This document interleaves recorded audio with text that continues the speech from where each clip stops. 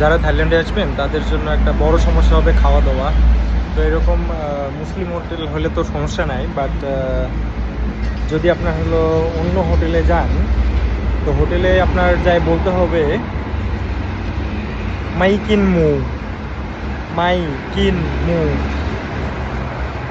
মাই মানে হলো না, কিন মানে খাওয়া, মু মানে হলো আপনার শুকর যেটা।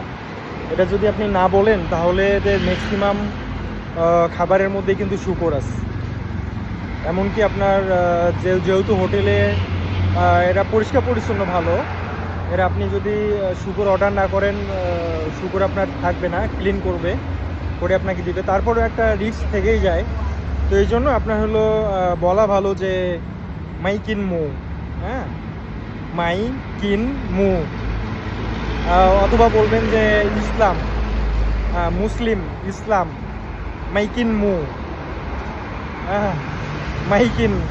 অথবা যদি মিনিমাম আপনার যদি বলতে পারেন ইংরেজিতে বলবেন নো পক, হ্যাঁ, কিন্তু এরা অনেকে ইংরেজি বুঝবে না, যার ফলে আপনার থাই ভাষাটা জরুরি, যে মাই কিন মু।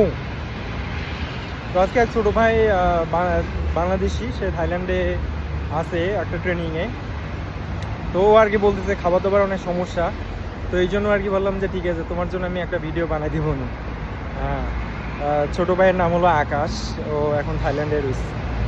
তো ঠিক আছে, বলতে হবে মাইকিন মু, ইসলাম, মাইকিন মু।